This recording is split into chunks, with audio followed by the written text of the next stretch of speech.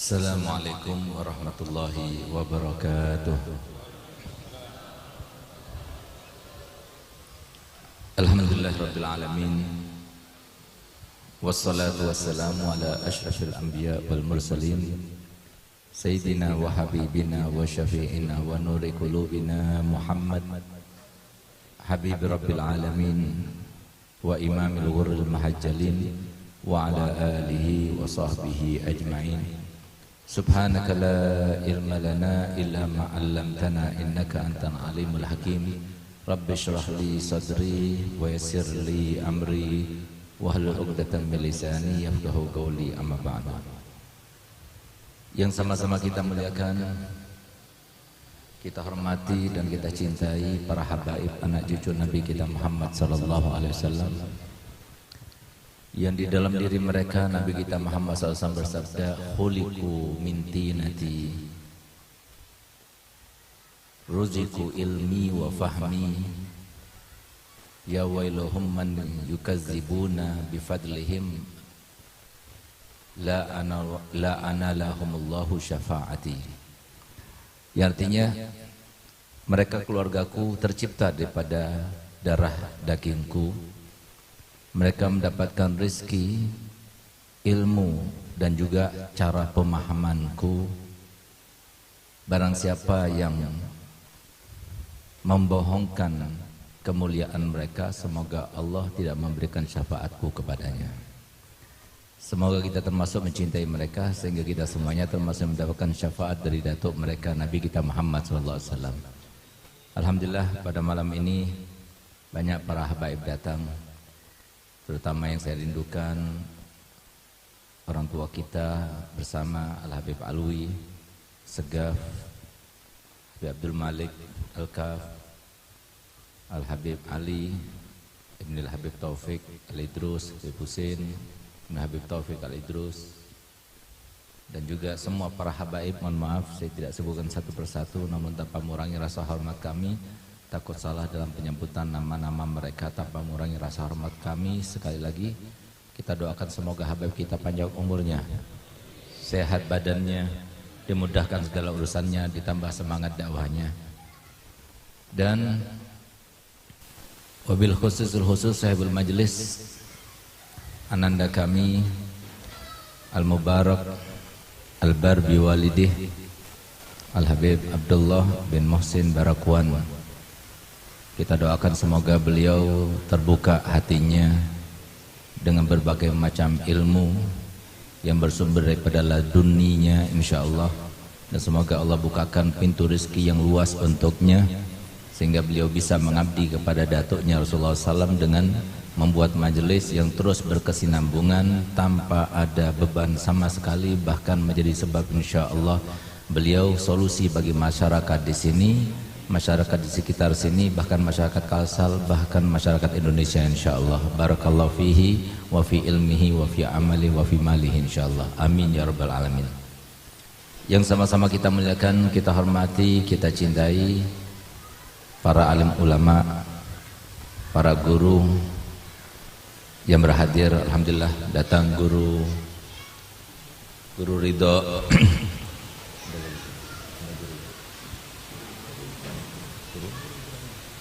ada Guru Ibrahim, dan semua para guru-guru. Mohon maaf saya tidak sebutkan satu persatu, juga tanpa mengurangi rasa hormat kami kepada mereka semuanya. Kita doakan semoga mereka semuanya panjang umur, sehat badan, dimudahkan segala urusan, ditambah semangat dakwahnya, dan semoga mereka termasuk yang mendapatkan barokah daripada nabinya, dan kita mendapatkan barokah daripada mereka semuanya. Amin ya rabbal alamin. Saudara-saudara kami kaum muslimin, kaum muslimat rahimakumullah, alhamdulillah kami sangat gembira, sangat bahagia diundang oleh Habib Abdullah bin Muhsin Barakwan, karena ternyata yang hadir kebanyakan para anak-anak muda, dan ini adalah sebuah pertanda kebaikan. Di suatu majelis kalau yang berhadir itu adalah banyak anak mudanya, berarti itu tanda-tanda kebaikan. Karena anak-anak muda yang ada sekarang ini adalah mereka yang kita harapkan di masa depan. Kalau sudah anak mudanya suka dengan majelis, maka insya Allah majelis akan bertebaran di mana-mana. Kalau sudah majlis bertebaran di mana-mana, maka insya Allah syariatnya Nabi tersebar di mana-mana. Kalau sudah syariatnya Nabi tersebar di mana-mana, maka yang namanya kenikmatan, keamanan, kesejahteraan semuanya akan dicurahkan oleh Allah SWT untuk tempat itu dan juga di majlis itu insya Allah dan sekitarnya. Semoga apa yang kita sangka dengan baik ini Allah tahqiq, Allah nyatakan kepada kita semuanya, sehingga anak-anak muda yang ada sekarang ini semoga Allah berikan keimanan dan ketakwaan sebagaimana Allah memberikan keimanan dan ketakwaan kepada para anak-anak muda sahabat Nabi. Amin amin ya rabbal alamin. Terkait dengan anak-anak muda yang menjadi sahabat-sahabat Nabi yang begitu dibanggakan oleh Nabi, ada beberapa hal yang bisa kita pelajari dan itu penting sekali untuk kehidupan kita. Di antaranya adalah Sayyidina Mu'adz bin Jabal, seorang sahabat belia Nabi, tapi beliau adalah seorang yang sangat jenius, sangat pintar, sangat pandai dan cekat hafalannya, hebat keilmuannya. Sehingga kemudian di antara ulama-ulama sahabat Nabi adalah Sayyidina Mu'adz bin Jabal. Akan tapi namanya anak muda, proses untuk menjadi matang dan dewasa itu membutuhkan kepada didikan. Sehingga kemudian dikatakan oleh ulama, laula murabbi ma araftu rabbi. Kalau bukan karena seorang pendidik, maka aku tidak akan kenal kepada Tuhanku.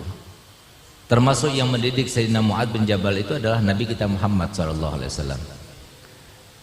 Sayyidina Mu'adz bin Jabal termasuk yang mendapatkan kemuliaan, kehormatan, bisa digonceng dan dibonceng oleh Nabi dalam satu unta. Dan Sayyidina Mu'adz bin Jabal itu adalah seorang sahabat Nabi yang sangat tampan wajahnya, sehingga menjadi idola bagi perempuan di masanya.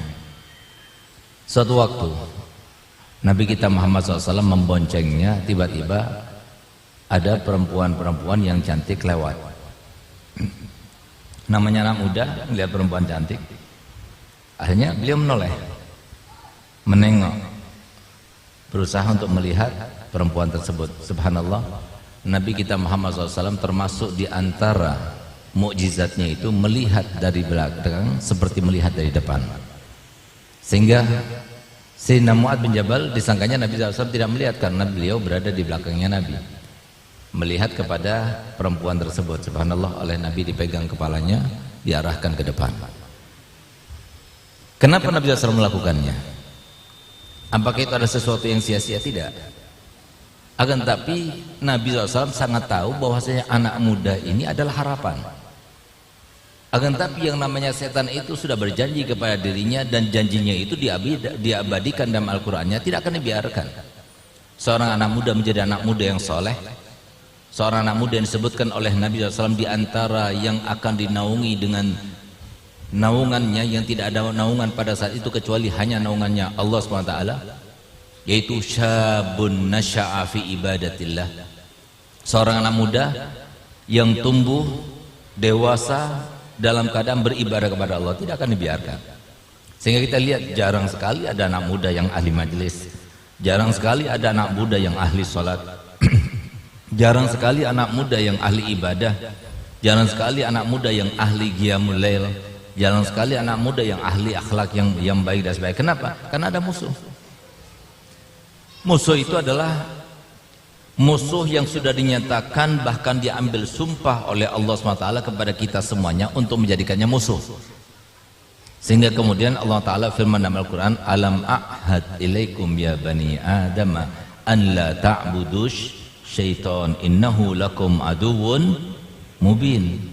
Sudahkah, bukankah aku sudah beritahukan kepada kalian, bahkan aku ambil perjanjian dengan kalian, jangan kalian anggap dia itu sebagai Tuhan untuk kalian sembah, apalagi sampai menjadi teman. Ketahuilah bahwasanya setan itu adalah seorang musuh yang Allah ciptakan untuk kalian yang sangat jelas. Permusuhannya sangat jelas, dendamnya sangat jelas, kusumatnya sangat jelas. Saking jelasnya sampai Nabi kita Muhammad SAW bersabda dalam hadisnya, kalau seumpama setan itu diberikan kekuasaan dan kemampuan untuk menyentuh seorang manusia, di mana mereka tidak ada kemampuan seperti itu, kalau seumpama diberikan oleh Allah Ta'ala, maka niscaya tidak ada seorang manusia pun yang hidup di muka bumi. Kenapa? Karena mereka akan dibunuhnya dalam keadaan dicincang-cincang sampai mati. Dari saking bencinya setan itu kepada kita, karena kita adalah anak cucu daripada orang tua kita, yaitu Nabi Adam alaihissalam, yang menjadi sebab mereka itu terkutuk untuk selama-lamanya.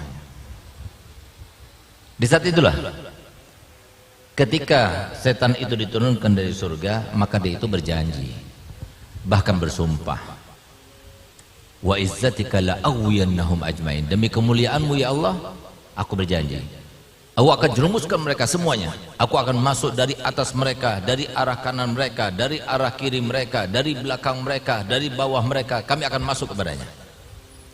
Dan tidak akan dibiarkan mereka itu sampai melakukan satu ibadah pun tidak akan dibiarkan.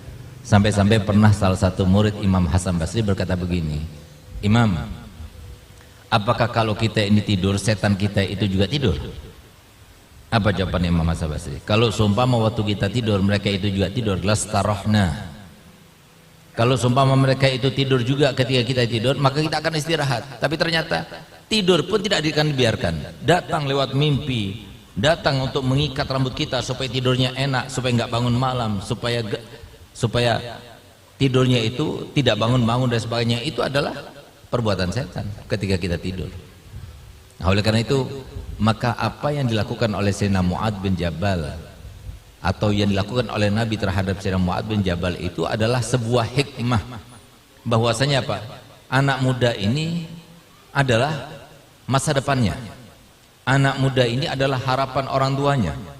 Anak muda ini bahkan harapan nabinya Muhammad SAW. Kalau kita ingin tahu bagaimana anak muda di zamannya Nabi, lihatlah kepada Sayyidina Harithah. Sayyidina Harithah pada waktu itu umurnya 16 tahun. Suatu waktu berpapasan, bertatap muka bersama Nabi ketika berjalan di pagi hari, maka Nabi SAW memulai sapaannya kepada Sayyidina Harithah dengan mengatakan, ya Harithah, kaifa asbahta? Wahai Harithah, bagaimana keadaanmu di pagi hari ini? Maka dijawab oleh Sayyidina Harithah, ya Rasulullah, inni asbahtu mu'minan billahi haqqa. Ya Rasulullah, aku sekarang ini di pagi hari ini dalam keadaan beriman kepada Allah dengan keimanan yang sesungguhnya. Begitu Nabi SAW mendengar ini, Nabi berhenti. Dilihat, dipandang oleh Nabi Sayyidina Harithah. Ya Harithah, undur maza tagul, fa inna likulli qaulin haqiqah, fama haqiqatu qaulik. Setiap perkataan itu harus ada buktinya. Lalu bukti perkataanmu apa? Dia mengatakan, aku di pagi hari ini beriman dengan iman yang sesungguhnya. Enggak mudah. Muslim itu banyak, tapi mukmin itu sedikit. Ini zaman yang disampaikan Nabi SAW. Gal sayati alaikum zamanun, bakal datang suatu hari, suatu waktu nanti, suatu zaman di mana masjid itu penuh, sholat di dalamnya, yusalluna fihi, walaysa fihi mu'min, tapi satu pun mu'min nggak ada. Ini zamannya. Mu'min itu nggak mudah. Mu'min itu ada tanda-tandanya. Di antara tanda-tanda mukmin itu adalah la yu'minu ahadukum hatta yukrima dhaifa, la yu'minu ahadukum la yu'minu billahi wal yawmil akhir, hatta yaqula khairan aw liyasmut. Tidak beriman salah satu dari kalian sampai dia itu menghormati tamunya. Tidak beriman salah satu dari kalian sampai dia itu berkata kebenaran. Kalau semua dia tidak berkata dengan jujur, maka dia itu diam. Banyak hal lagi tanda-tanda keimanan. Di antaranya adalah innal mu'mina la yakhaf. Seorang mukmin enggak pernah takut. Enggak takut pada siapapun juga. Enggak takut pada masa depannya. Enggak takut apa yang bisa dimakannya. Nah, itu mukmin. Innal mu'mina wallahi la yusriku sariq hina yasriq wa mu'min, wa la yazni zani hina yazni wa mu'min, wa la yashrabul khamra hina yashrabul khamra wa mu'min. Sesungguhnya demi Allah, orang mukmin itu enggak bakal minum. Orang mukmin itu enggak bakal mencuri. Orang mukmin itu enggak bakal berzina. Itu tanda-tanda keimanan, enggak mudah. Orang mukmin itu kata Nabi, innal mu'mina sarathu hasanatuhu sa'athu sayyi'atuhu. Orang mukmin itu kalau berbuat baik dia senang, lega, puas, bangga, bahagia. Tapi kalau munafik tidak. Kalau berada di tempat-tempat kebaikan seperti seekor burung di dalam sangkarnya, pengen cepat-cepat selesai, lihat jam terus. Itu tanda-tanda munafik. Tapi kalau orang mukmin tidak. Begitu dia itu masuk dalam majelis taklim, dia merasa senang, bertemu dengan ulama merasa gembira, bahagia, melakukan suatu kebaikan merasa puas dan lain sebagainya. Itu tanda mukmin. Sehingga pantas kalau Nabi kita Muhammad SAW kemudian bertanya kepadanya, apa bukti keimananmu itu? Subhanallah, dia jawab pertanyaan Nabi SAW dengan mengatakan, ya Rasulullah, inni ka'anni bi arsyir rahmani bariza. Sekarang ini aku melihat ya Rasulullah, seakan-akan arsy Allah itu tampak kepadaku. Seakan-akan sekarang ini aku melihat ya Rasulullah, ahlul jannati fil jannati yatana'amun wa ahlun nari fin nari yu'azzabun wa yata'awun. Aku melihat ya Rasulullah sekarang ini penghuni surga sedang menikmati isi kenikmatan surga, dan sekarang ini aku melihat penghuni neraka dalam keadaan diazab dan mereka mengadu-ngadu kesakitan. Di dalam mataku tidak ada bedanya antara emas dengan debu, dengan butiran batu kerikil, itu tidak ada bedanya di mataku. Ketika aku mengingat kepada akhiratku, semangat datang kepadaku. Tapi ketika aku mengingat kepada duniaku, aku tidak rakus untuk mendapatkannya. Apa kata Nabi Muhammad ketika mendengar jawaban itu? Ditepuk dadanya. Harisa abdun nawwarallahu qalbah. Harisa itu adalah seorang hamba yang Allah sinari hatinya. Maka karena senang Nabi SAW, gembira kepada Sayyidina Harisa, maka Harisa disodorkan permintaan oleh Nabi, utrub masyid, mintalah apa saja. Apa yang diminta oleh Sayyidina Harisa? Kekayaan? Tidak. Perempuannya cantik? Tidak. Masa depan yang mencerahkan? Tidak. Tapi Sayyidina Harisa berkata, ud'uli bisyahadah. Aku minta kepadamu ya Rasulullah, doakan aku supaya aku mati syahid. Subhanallah, ketika terjadi peperangan Uhud, maka beliau termasuk di antara sahabat Nabi yang paling mudah, tapi subhanallah, sahabat Nabi yang paling berada di depan, di front depan. Pada saat beliau itu sedang menunggu aba-aba daripada Nabi Muhammad untuk menyerang ke arah musuh, di tangannya itu ada beberapa butir kurma. Dia makan satu persatu, masih tersisa beberapa kurma di tangannya. Tapi begitu dia mendengar Nabi SAW mengatakan serang, majulah, maka dari itulah kemudian dilemparnya kurma itu dan dia maju merangsak ke arah musuh. Sehingga sahabatnya mengatakan, jangan, engkau habiskan dulu untuk menambah energimu dan kekuatanmu. Apa jawaban engkau? Tidak, aku sudah mencium baunya surga di arah sana. Kemudian dia itu maju merangsak, kemudian menyerang, diserang dan sebagainya, sampai akhirnya dia termasuk yang gugur sebagai syahid. Dan ketahuilah, ketika para sahabat Nabi sedang dicari-cari dan dikumpulkan, ternyata Sayyidina Harithah termasuk yang mati dalam keadaan syahid. Dan ternyata luka yang didapatkan di tubuh Sayyidina Harithah yang semuanya di depan, nggak ada di belakang, nggak ada di samping, kanan maupun kiri tidak ada, tapi semuanya di depan, sebanyak 90 lebih tusukan, yang menandakan nggak pernah lari sama sekali, tapi terus maju dan terus maju. Berapa banyak yang sudah dibunuhnya dan berapa banyak tusukan pedang maupun tombak, begitu pula panah yang menancap di dadanya dan di badannya. Sehingga pada saat itulah, setelah selesai, datang ibundanya. Di saat Nabi SAW berada di Uhud, ibundanya datang kepada Nabi SAW dan mengatakan, ya Rasulullah, aku tahu sudah Harithah sudah meninggal. Anakku yang aku lahirkan, yang aku cintai, yang aku banggakan, yang aku bersandar kepadanya, dia sekarang sudah meninggal dunia. Aku hanya bertanya kepadamu satu hal, di manakah sekarang Harithah? Kalau engkau katakan si Harithah ini sekarang berada di dalam neraka, aku akan menangisinya seumur hidupku sampai aku mati. Tapi kalau engkau katakan kepadaku Harithah berada di surga, maka aku akan pulang dalam keadaan gembira dan bahagia. Apa jawaban Nabi Muhammad? Ya Ummah Harithah, apakah kau sangka bahwasanya surga itu cuma satu derajat? Tidak, tapi surga itu banyak derajatnya. Dan ketahuilah bahwasanya putramu Harithah telah mendapatkan derajat yang paling tinggi, Al-Firdaus Al-A'la. Ini bentuk daripada anak muda yang dibanggakan oleh Nabi Muhammad SAW. Anak muda yang dikatakan oleh Sayyidina Abdullah bin Abbas, al-khairu kulluhu fi syabab. Semua kebaikan itu di waktu muda. Kalau kita ingin tahu bagaimana masa depannya anak muda tersebut, lihatlah pada masa mudanya. Kalau masa mudanya diisi dengan kebaikan demi kebaikan, ini bakal jadi orang baik. Kalau di masa mudanya diisi dengan pengangguran, kemalasan, mengabaikan kebaikan dan sebagainya, maka tunggulah nanti saatnya seperti itu orang tuanya. Oleh karenanya kata Imam Sayyidina Abdullah bin Abbas, al khairu kulluhu fi syabab faghtanimu fursata syababikum. Hendaknya kalian benar-benar memaksimalkan kesempatan anak masa muda kalian. Lihat bagaimana Habib Abdullah Haddad Sahibul Ratib, yang tidak lain adalah datuk daripada Sahibul Majlis, yang Masya Allah beliau itu bersusah payah membuat majlis ini, datang dari tempat yang jauh.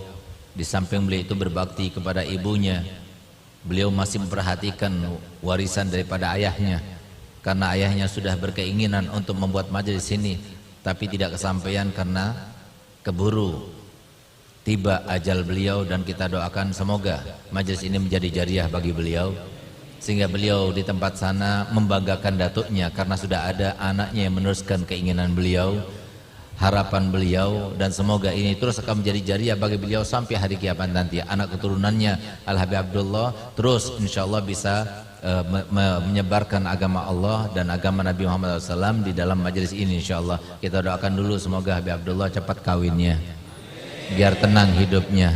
Kalau punya majelis belum kawin kurang sempurna, tapi insyaallah semoga dapat jodoh yang baik, jodoh yang solihah, yang juga berbakti kepada ibunya, sehingga sinergi dengan keinginan ibunya, sehingga tetap dia itu sebagai seorang yang berbakti kepada ibunya sampai akhir hayat nanti, dan anak keturunannya semuanya berbakti kepadanya insyaallah. Amin amin ya rabbal alamin.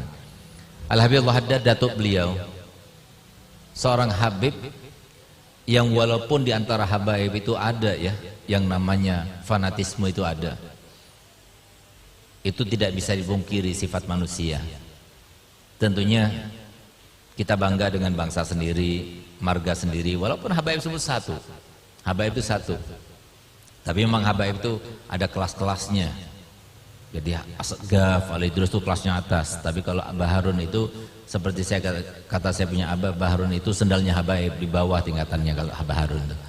Tapi Masya Allah ini beliau, mereka ini Asgaf, Ali Idrus, Al-Atos, Syekh Bakar dan sebagainya, itu mereka menjadi orang besar karena memang banyak wali-walinya. Tapi kalau sudah mereka berhadapan dengan Abdullah Haddad, angkat tangan. Kenapa? Haddadul Qulub. Siapa yang tidak tahu dengan Haddadul Qulub? Memang benar, banyak para habaib dari kalangan Asgaf banyak, dari kalangan Ali Idrus banyak, dari kalangan Al-Bin Syekh Bakar bin Salim banyak. Tapi kalau sudah disebutkan Abdullah Haddad, kenapa? Luar biasa. Bayangkan umur 2 tahun sudah buta matanya, tapi umur 6 tahun walaupun buta matanya sudah hafal Quran. 6 tahun sudah hafal Quran.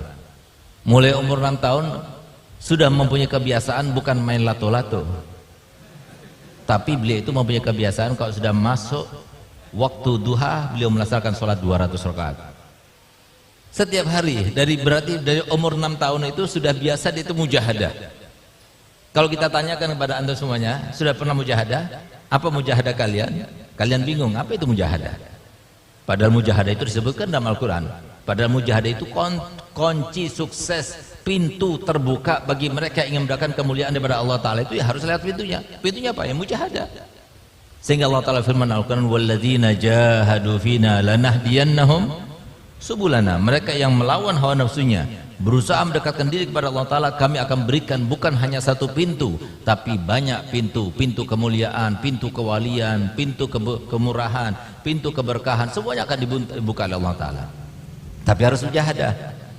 Berarti Allah Haddad itu sudah mujahadah 6 tahun istiqomah sampai meninggal 200 rakaat tidak pernah ditinggalkan. Kalau sudah waktu duha melaksanakan sholat 200 rakaat. Sholat apa itu? Sholat nafilah mutlaqah selain duhanya. Duha paling banyak berapa? 8 atau 12. Tapi beliau subhanallah membacanya, melaksanakannya sampai 200 rakaat. Bahkan dikatakan di antara manaqib beliau, kalau seumpama masjidnya itu ditutup, maka beliau meminta pertolongan orang yang dewasa naik ke atas pundaknya untuk meloncati pagar. Itu Allah Haddad. Kalau sekarang kan lagi musim anak pondok itu meloncat pagar mau keluar pondok. Ini enggak, meloncat pagar untuk masuk dalam masjid supaya bisa melaksanakan sholat di dalam masjid. Nggak mau di rumahnya, di masjid. Kenapa? Di masjid itu lipat gandakan, bisa itikaf di situ. Subhanallah. Dari mulai umur 6 tahun sudah hafal Quran. Dari umur 6 tahun sudah melihat datuknya Nabi Muhammad SAW dalam keadaan yaqadhah. Bukan dalam keadaan tidur, dalam keadaan yaqadhah. Gurunya siapa? Guru beliau yang pertama adalah Barzakhi. Bukan Dhahir, tapi Barzakhi. Barzai berarti apa? Sudah meninggal dunia. Siapa beliau?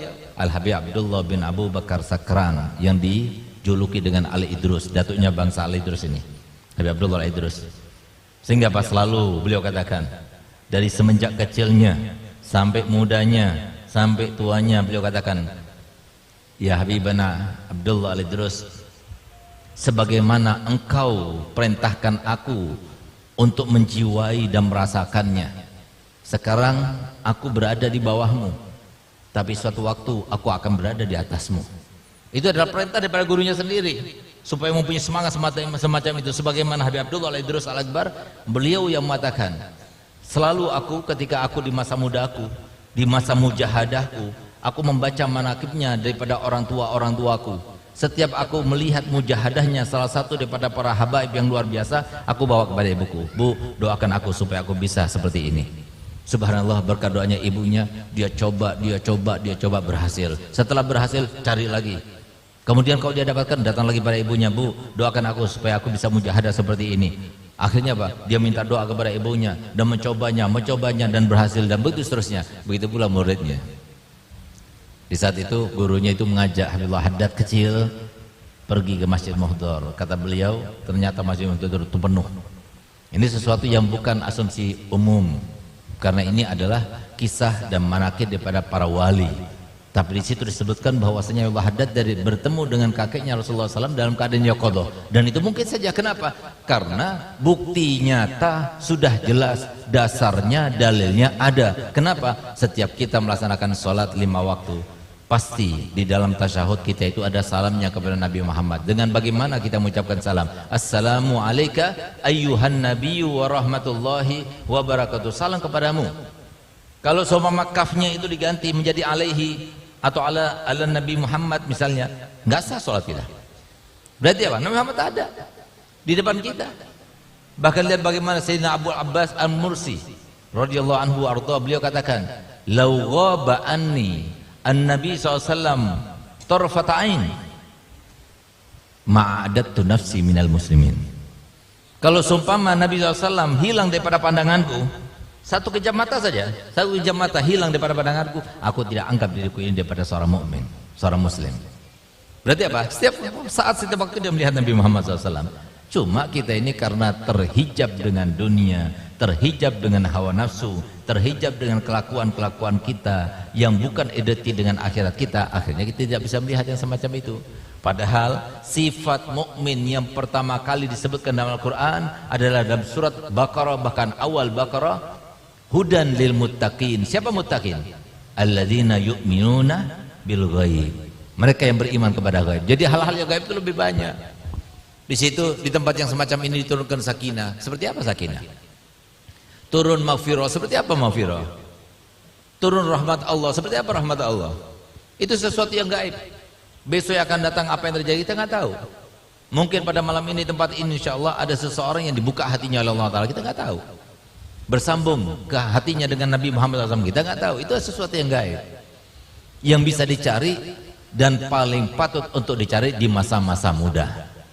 Oleh karenanya kita lihat bagaimana Sayyidina Syam'un, yaitu salah satu murid Nabi Musa alaihissalam, atau yang dikenal dalam Israiliyat itu Samson dan sebagainya. Begitu pula mereka-mereka para habaib, para ulama kita itu tidak menjadi orang yang hebat kecuali di masa mudanya. Oleh karena itu gembiranya, bahagianya luar biasa ketika kita melihat majelis apa namanya, Raudatul, Masya Allah, Raudatul Muhsinin. Jadi sengaja beliau namakan Raudatul Muhsinin. Abah antum apa? Dari Abah, Masya Allah namanya. Jadi supaya mungkin beliau sudah tahu nggak bakal meneruskan majelisnya beliau, tapi anaknya nanti akan meneruskan, sehingga dikatakan Raudatul Muhsinin. Kenapa Muhsinin? Supaya diingat terus. Jadi muassisnya majelis ini adalah Habib Muhsin, abahnya. Semoga terus menjadi jariah insyaallah baginya. Oleh karena itu pertanyaannya, bagaimana anak-anak muda itu di masa mudanya mengisi dengan kebaikan? Kebaikan macam apa? Kebaikan banyak. Baca sholawat banyak, berbakti pada orang tua juga banyak kebaikannya, banyak karunianya, berakhlak yang mulia banyak. Pokoknya semuanya kebaikan-kebaikan itu banyak. Sebagaimana dikatakan menuju Makkah itu ada 1000 jalan. Jadi banyak hal untuk menuju pada Allah Ta'ala dengan 1000 jalan, macam-macam jalannya. Tapi bagaimana cara merengkuh kebaikan bagi anak muda yang terbaik? Maka di sini jawabannya adalah cuma satu. Apa itu? Jawabannya seperti disampaikan oleh Habib Ahmad bin Umar bin Smith. Siapa beliau? Beliau itu adalah salah satu daripada guru kita dan guru daripada guru-guru Sahibul Majlis, yaitu Al-Habib Abdullah Barakwan, di mana nasab kita bersambung alhamdulillah dan sanad keilmuan kita juga bersambung alhamdulillah. Jadi beliau termasuk murid kami. Beliau bersambung sanadnya kepada kami, kepada Dalwa dan kepada guru-guru Dalwa, dan alhamdulillah guru-gurunya bersambung kepada gurunya sampai kepada Nabi Muhammad SAW. Di antara guru kami, sanad-sanadnya itu kembali kepada Habib Ahmad bin Umar bin Smith. Ini beliau seseorang dibanggakan bukan oleh kalangan habaib, bahkan Nabi Muhammad bangga kepadanya. Bagaimana ceritanya? Ceritanya adalah ada satu orang yang menjaga makamnya Nabi sekitar 100 tahun yang lalu. Beliau ini setiap kali datang para jamaah haji di bulan haji selalu berteriak dan mengumumkan, adakah di antara kalian yang tahu dengan Ahmad bin Umar bin Smith? Adakah di antara kalian yang kenal dengan Ahmad bin Umar bin Smith? Selalu diumumkan begitu. Sampai ketika ada salah satu jamaah Yaman yang datang dari tempat beliau berada, yaitu dari kota mana? Shibam, yang menjadi maskot daripada negeri Yaman, yaitu yang bangunan yang terus beruntun itu, yang tingkat itu Shibam namanya. Beliau katakan, kalau aku tahu, tapi jelaskan dulu kenapa kau bertanya tentang dia padahal engkau nggak kenal sama dia.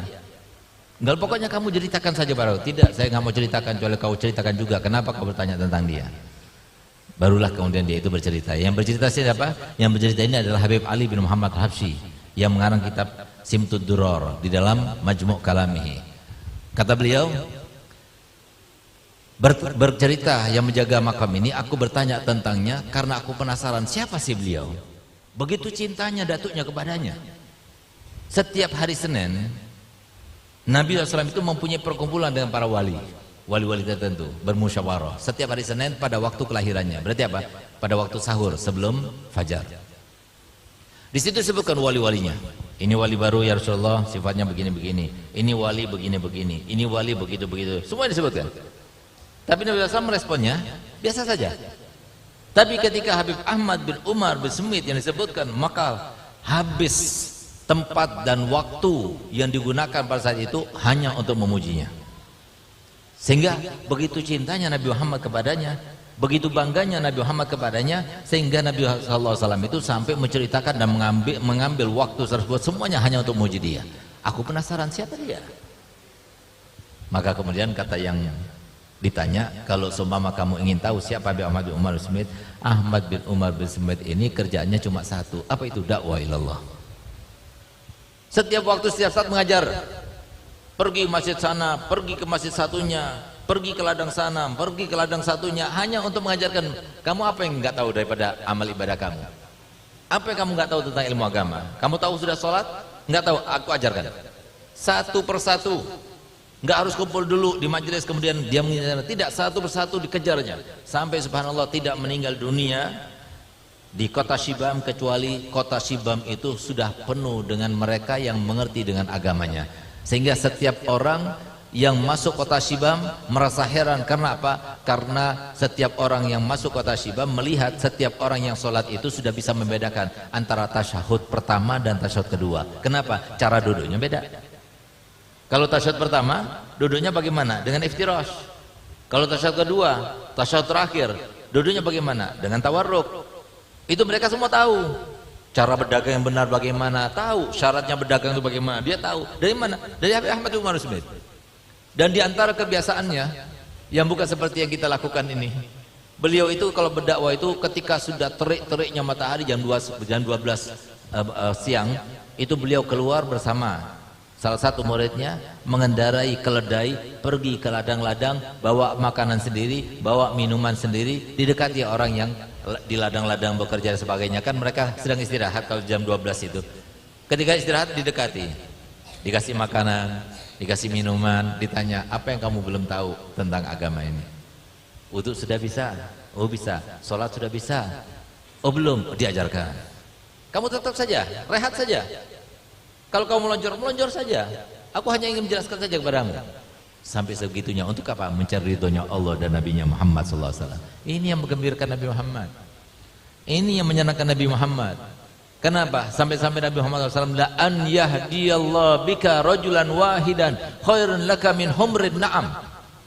Kata Nabi Muhammad kepada Imam Ali bin Abi Thalib dan juga Sayyidina Mu'ad bin Jabal ketika diperintahkan oleh Nabi untuk berdakwah ke Yaman, apa kata Nabi Muhammad? Ya Ali, ya Mu'ad, la an yahdiyallahu bika rajulan wahidan khairun laka min humrin na'am. Kalau seumpama ada satu orang dapat hidayat melalui kamu, satu orang saja, itu lebih baik daripada sedekah dengan sebaik-baik kendaraan. Sebaik-baik kendaraan di zamannya Nabi itu adalah unta merah.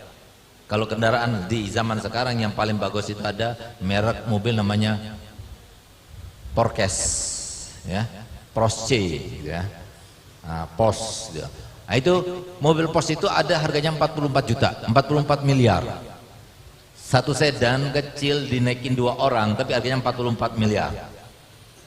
Kalau seumpama kita itu mengajar ini, kalau diterima oleh Allah Ta'ala, selesai kita mengajar, Habib Abdullah selesai majlisan, itu pulang dari majelis itu dalam keadaan beliau sudah tulis seakan-akan sedekah 44 miliar. Siapa lagi yang dapat 44 miliar? Siapa yang bantu beliau? Yang berdonasikan hartanya untuk majelis ini, semuanya dapat juga. Akan beruntung. Siapa bilang Allah Ta'ala itu tidak adil? Adil. Diberikan modal semuanya, yang punya harta dikasih modal, yang punya ilmu dikasih modal, semuanya itu modal untuk mendekatkan diri kepada Allah Ta'ala. Nggak bisa modal dengan ilmu, modal dengan harta.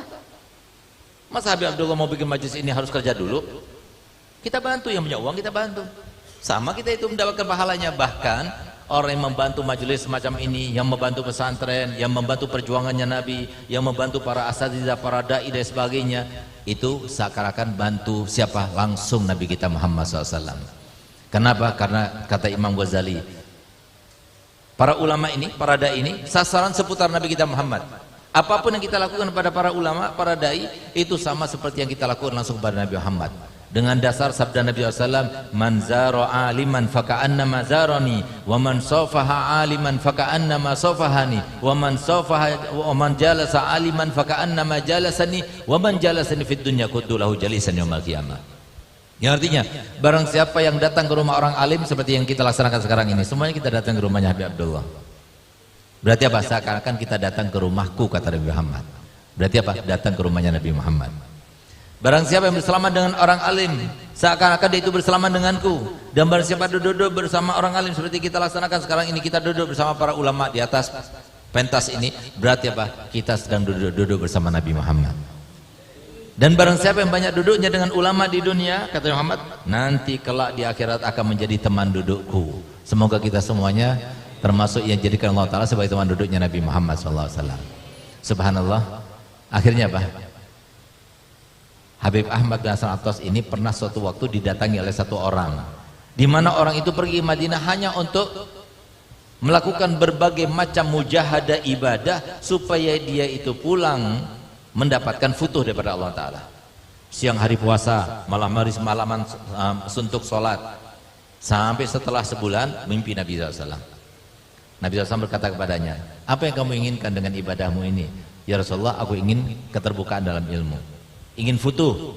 Kalau begitu pergilah kamu kepada anakku Ahmad bin Umar bin Smith. Bangun dia, tanya-tanya tentang Habib Ahmad bin Umar Smith. Oh ternyata di Hadramut, di Shibam. Berangkat dia ke sana. Begitu ketemu pertama kali dengan Habib Ahmad bin Umar Smith, apa katanya? Marhaban biwadi'ati Rasul, selamat datang dengan titipannya Nabi Muhammad. Langsung tahu kenapa wali dibanggakan oleh Nabi Muhammad. Apa katanya Habib Ahmad? Kalau kamu ingin mendapatkan futuh, pergilah ke desa ini, ajarkan mereka itu. Ya Syekh Habib, saya ini nggak pernah belajar kitab-kitab yang besar. Nggak apa-apa, kamu pernah belajar kitab apa? Safina. Udah Safina, ajarkan Safina di situ. Safina itu kitab fikih paling kecil, ajarkan di sana. Subhanallah, dia mengajarkan di desa itu. Nggak lama kemudian sudah Allah bukakan dengan ilmu laduni. Ini. Nah, di saat itulah kemudian Habib Ahmad berkata begini, la syai'a kal ilmi qattu siru ilaihi wa huttu fi majlisil ilmi sirrun bihil wizru anna tuhatu man yatlubul ilma yahda birutbatin la tuhatu ya jahilan qadra husma ma mislahu qattu. Ya, artinya wahai manusia, wahai anak muda, carilah ilmu. Demi Allah tidak ada yang seperti ilmu. Yang seperti ilmu enggak ada. kemuliaannya jelas. Bahkan Allah Ta'ala menantang dengan mengatakan dalam Al-Quran, la yastawi ladina ya'lamuna wal ladina la ya'lamun. Nggak sama antara orang yang tahu sama orang yang nggak tahu. Pedagang tahu sama pedagang nggak tahu, nggak sama. Antara petani tahu sama petani yang tidak punya ilmu, nggak sama. Yang punya ilmu itu diberkati. Bahkan Nabi Muhammad SAW bersabda, innal anbiya lam yuwarrithu dinaran wala dirhaman, innama warathul ilma. Sesungguhnya para nabi tidak mewariskan apa-apa, tidak mewariskan harta benda, tidak mewariskan dinar, tidak mewariskan dirham, tapi mereka itu mewariskan ilmu. Barang siapa mendapatkan ilmu sebagai pegangannya, faqad akhadha bihaddin wafir, berarti dia telah mendapatkan karunia Allah yang paling besar. Semoga kita semua termasuk yang mendapatkan ilmu tersebut. Di dalam majlis ini penuh dengan ilmu yang wafir, itu ilmu yang bersambung kepada Nabi Muhammad SAW. Dengan kita datang di majlis ini berarti kita itu bersanad ilmuannya kepada Habib Abdullah kepada gurunya, gurunya kepada gurunya, sampai kepada Nabi Muhammad SAW. Ilmu yang bermanfaat insyaallah, ilmu yang barokah insyaallah, dan kita doakan semoga beliau panjang umur, 2 kali lipat daripada umur ayahnya, bahkan lebih insyaallah, dalam keadaan sehat walafiat, dibukakan pintu rezeki yang luas kepadanya, sehingga beliau itu bisa berkhidmat kepada datuknya Nabi Muhammad SAW. Dan semoga tidak ada seorang pun di antara kita yang ada di sini, kecuali semuanya dipastikan insyaallah kita termasuk yang bermimpi Nabi Muhammad, dirindukan oleh Nabi Muhammad, dicintai oleh Nabi Muhammad. Dalam hati kita selalu berkecamuk Nabi Muhammad, pikiran kita juga selalu terpikirkan Nabi Muhammad. Rabbana atina fid dunya hasanah wa fil akhirati hasanah wa qina adzabannar. Wa sallallahu ala sayyidina Muhammadin wa ala alihi wasallam walhamdulillahil alamin. Sebelum saya tutup dengan permintaan sahibul majelis Al-Habib Abdullah bin Muhsin Barakwan hafizahullah, kami akan mengijazahkan salawat busyra. Salawat busyra itu adalah salawat yang diimpikan oleh salah satu putra abah saya, Habib Hasan Baharun, pada tahun 2015, tepatnya pada malam 10 Muharram, lebih tepat lagi pada malam Jumat. Bangun dari mimpinya itu tepat jam 2 malam. Ketika dia bangun, subhanallah, itu yang namanya bau gahru itu semerbak di kamarnya dan tidak hilang sampai 3 hari 3 malam. Di dalam mimpinya itu Nabi SAW setelah mentalkinkan salawat itu, begitu bangun langsung sudah hafal luar kepala. Kata Nabi Muhammad, barang siapa yang baca salawat busyra ini sebanyak 41 kali habis sholat subuh. Jadi kalau kita baca 41 kali ya, biasa tanpa nada tibil qulub, itu 7 menit selesai sudah.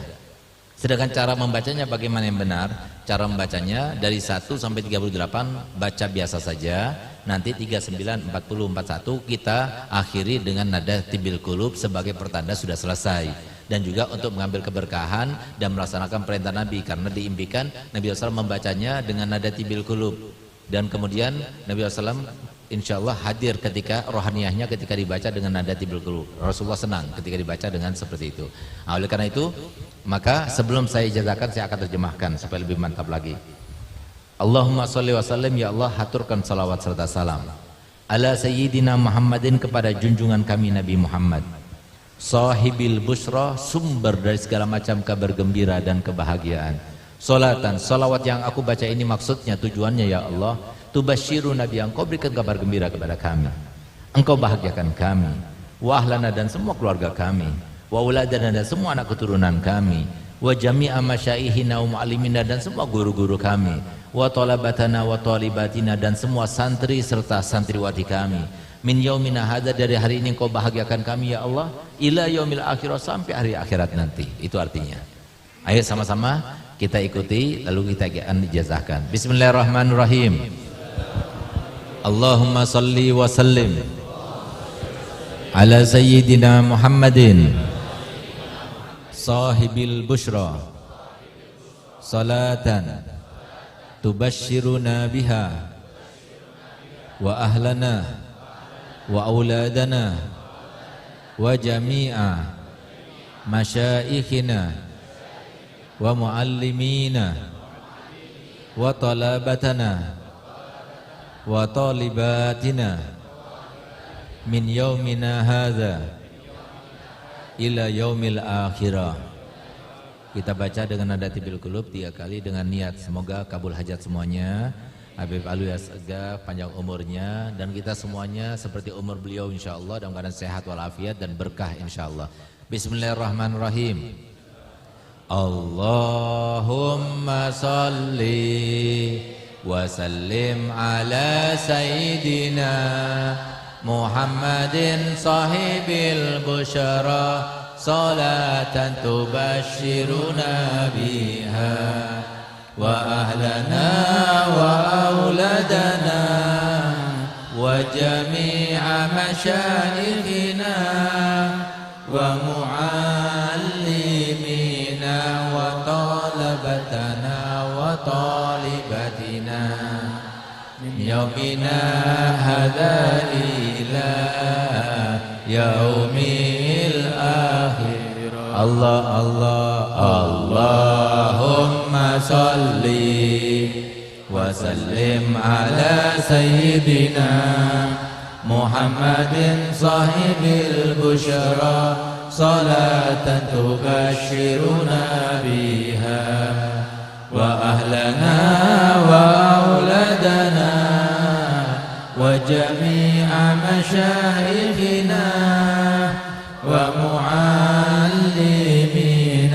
وطلبتنا وطالبتنا من يومنا هذا إلى يوم الآخرة اللهم صل وسلم على سيدنا محمد صاحب البشرى صلاة تبشرنا بها وأهلنا وأولادنا وجميع مشايخنا ومعلمينا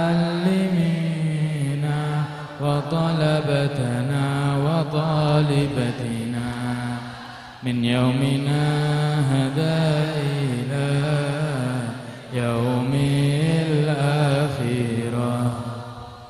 Jadi kalau benar bacanya seperti yang saya baca tadi, maka antum semuanya pian-pian seberataan, yang lelakian, yang binian semuanya, yang hadir online maupun offline semuanya saya ijazahkan untuk bacanya dan saya ijazahkan untuk berikan ijazah kepada yang lainnya. Silahkan disebarkan tapi jangan dikomersilkan, jangan dijual belikan, takut ketulak salawatnya Nabi. Karena Nabi SAW itu sangat murah. Nabi SAW membagikannya dan cuma-cuma, tapi insya Allah yang membelinya, yang mencetaknya, kemudian membagikannya, insya Allah jadi sugih, insya Allah. Jadi lebih berkah, insya Allah. Nah, jadi sama-sama kita jawab, saya terima ijazahnya Habib. Nah, kurang lebihnya saya mohon maaf. Wabillahi taufiq wa hidayah.